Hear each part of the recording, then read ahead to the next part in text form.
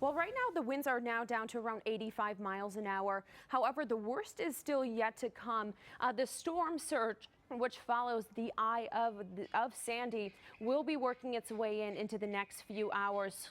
So we are looking at anywhere from around South New Jersey into Delaware that will be seeing the worst of it. We're also looking at a possibility of 12 inches of rain and up to a 13-foot storm surge.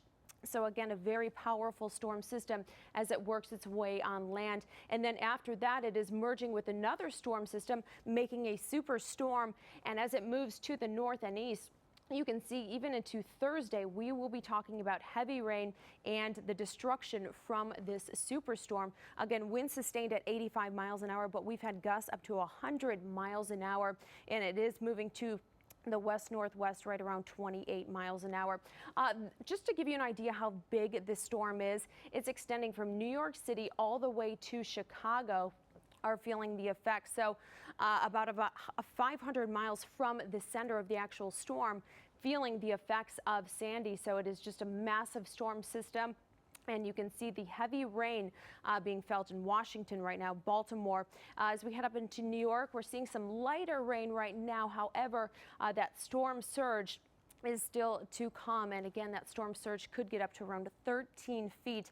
It's happening at high tide. And of course, we've got the full moon with that making things worse. I'll have more on this and the rest of our forecast coming up. Pat, back to you. Thank you, Jackie. Right, a lot of weather to talk about, but of course the big story is Sandy, now a post-tropical system. So no longer considered a hurricane. Winds are now down to 80 miles an hour, making landfall right around South New Jersey into Delaware. But you can see the heavy rain extending from Boston to Toronto, Cleveland, all the way down to Washington. Again, effects being felt in Chicago, the Great Lakes, the seas getting up to 30 feet there. So just an amazing storm system that has merged with another storm system. And now it is just a superstorm out there that we will be talking about all week long, folks. Take a look at its projected path. Eventually, it's going to take more of a northeasterly turn later on this week. So again, this is a storm we will be talking about all week long. The biggest threat, of course, is that storm surge. Kings Point in New York. I just talked with the National Hurricane Center.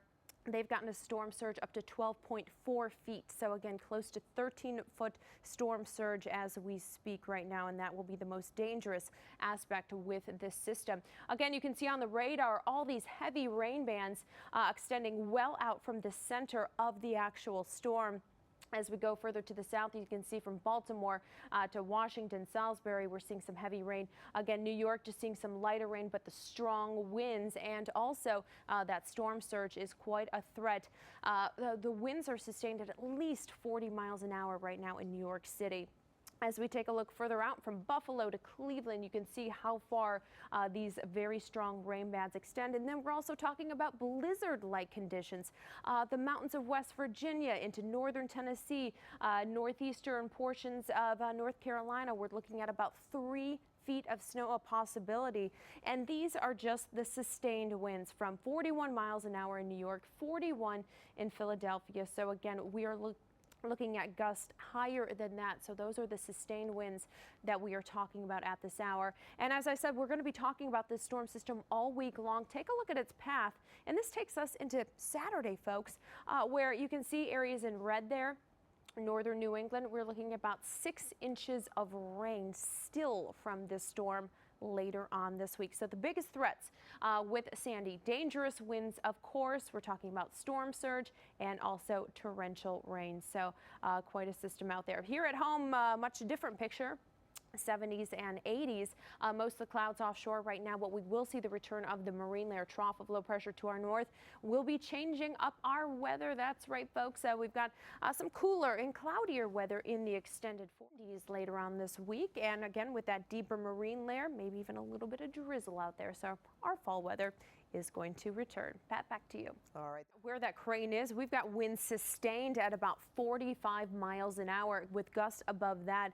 So a very dangerous situation there. Of course, Sandy did make landfall, and the storm surge is really kicking in behind it. Again, that will be the most dangerous part of the storm, where storm surge could get up to 13 feet. We could see rain up to around 12 inches in many areas. Just to give you an idea of the size of this storm, it spans about 1,000 miles. So again, a very large storm system. You can see the heavy rain there in Washington, and then up into Buffalo to Boston, heavy rain. And then we've got the blizzard-like conditions in West Virginia. And also, just to give you an idea of how many watches and warnings and advisories, 23 states have high wind warnings right now. I'll have more on this and our forecast coming up. Pat, back to you. Jackie? Well, they were actually picking up, sustained right around 45 miles an hour, but there's still a possibility of gusts up to 90 miles an hour in some areas from this very powerful storm that is now combined with another more winter-like storm. So it is going to continue to move to the west-northwest, right around 23 miles an hour. Winds are sustained at 80 miles an hour. So again, we've got those sustained winds and that storm surge. I'll have more on this and our forecast coming up at 6. Pat and Paul, back to you. All right.